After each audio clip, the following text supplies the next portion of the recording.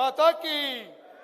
ಎಲ್ಲರೂ ಮುಷ್ಟಿ ಕೈ ಹಿಡಿದು ಹೇಳೋಣ, ಭಾರತ್ ಮಾತಾ ಕಿ, ಭಾರತ್ ಮಾತಾ ಕಿ, ಭಾರತೀಯ ಜನತಾ ಪಾರ್ಟಿ ಕಿ, ಭಾರತ್ ಮಾತಾ ಕಿ, ಭಾರತೀಯ ಜನತಾ ಪಾರ್ಟಿ ಕಿ, ಭಾರತ್ ಮಾತಾ ಕಿ, ಭಾರತೀಯ ಜನತಾ ಪಾರ್ಟಿ ಕಿ, ಭಾರತ್ ಮಾತಾ ಕಿ, ಭಾರತೀಯ ಜನತಾ ಪಾರ್ಟಿ ಕಿ, ಭಾರತ್ ಮಾತಾಗೆ ಒಂದು ದೊಡ್ಡ ಶಕ್ತಿಯನ್ನ ಕೊಟ್ಟಂತಾಗಿದೆ ಅನ್ನೋದನ್ನ ನಾನು ಈ ಸಂದರ್ಭದಲ್ಲಿ ಬಹಳ ಹೆಮ್ಮೆಯಿಂದ ನಾನು ಹೇಳೋದಕ್ಕೆ ಇಚ್ಛೆ ಪಡ್ತೇನೆ.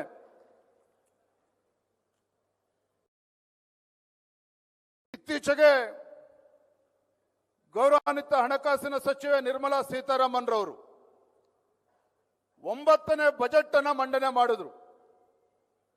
ತಮ್ಮ ಬಜೆಟ್ಟಿನ ಮುಖೇನ ಏನು ನಮ್ಮ ಪ್ರಧಾನಮಂತ್ರಿ ನರೇಂದ್ರ ಮೋದಿಜಿಯವರ 2047ನೇ ಇಸ್ವಿಗೆ ವಿಕಸಿತ ಭಾರತ ಆಗಿ ಪರಿವರ್ತನೆ ಆಗಬೇಕು ಅನ್ನುವ ಸಂಕಲ್ಪ ಇತ್ತು ಪ್ರಧಾನಮಂತ್ರಿಗಳವರದೇನಿದೆ.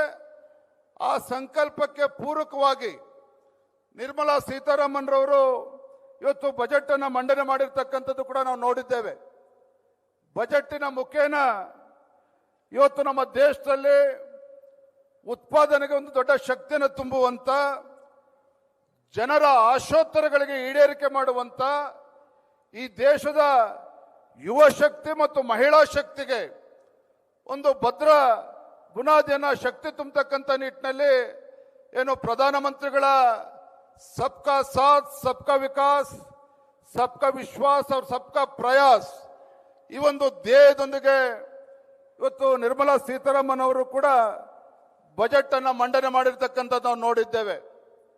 ತಮ್ಮ ಬಜೆಟ್ಟಿನ ಮುಖೇನ ಈ ದೇಶದ ಭದ್ರತೆ, ದೇಶದ ಸುರಕ್ಷತೆಗೂ ಕೂಡ ಒಂದು ಶಕ್ತಿ ತುಂಬುವಂತ ನಿಟ್ಟಿನಲ್ಲಿ ತಮ್ಮ ಬಜೆಟ್ ಅನ್ನ ಮಂಡನೆ ಮಾಡಿರ್ತಕ್ಕಂಥದ್ದನ್ನ ನಾವು ನೋಡಿದ್ದೇವೆ. ಇವತ್ತು ಪ್ರಧಾನಮಂತ್ರಿಗಳು ಯಾವ ರೀತಿ ನಮ್ಮ ದೇಶವನ್ನ ಮುನ್ನಡೆಸ್ತಾ ಇದ್ದಾರೆ, ಯಾವ ರೀತಿ ನಮ್ಮ ದೇಶದ ಆರ್ಥಿಕ ಶಕ್ತಿಯನ್ನ ಇವತ್ತು ಇನ್ನೂ ಕೂಡ ಮುಂದೆ ತೆಗೆದುಕೊಂಡು ಹೋಗ್ತಾ ಇದ್ದಾರೆ ಅನ್ನೋದನ್ನು ನಾವೆಲ್ಲರೂ ಕೂಡ ಗಮನಿಸ್ತಾ ಇದ್ದೇವೆ. ಯಾವ ಭಾರತ ಹಿಂದಿನ UPA ಸರ್ಕಾರ ಇದ್ದಾಗ ಆರ್ಥಿಕವಾಗಿ ಭಾರತವನ್ನು ಯಾರು ಕೂಡ ಗುರುತಿಸೋದಕ್ಕೆ ಸಾಧ್ಯ ಆಗ್ತಾ ಇರಲಿಲ್ಲ. ಆದರೆ ನಮ್ಮ ಪ್ರಧಾನಮಂತ್ರಿ ನರೇಂದ್ರ ಮೋದಿಜಿಯವರ ಕಳೆದ 12 ವರ್ಷದ ಅವರ ಆಡಳಿತ ಅವಧಿಯಲ್ಲಿ ಯಾವ ಭಾರತ ಇವತ್ತು ಜಗತ್ತಲ್ಲಿ ನಮ್ಮನ್ನು ಗುರುತಿಸೋದಕ್ಕೆ ಆಗ್ತಾ ಇರಲಿಲ್ವೋ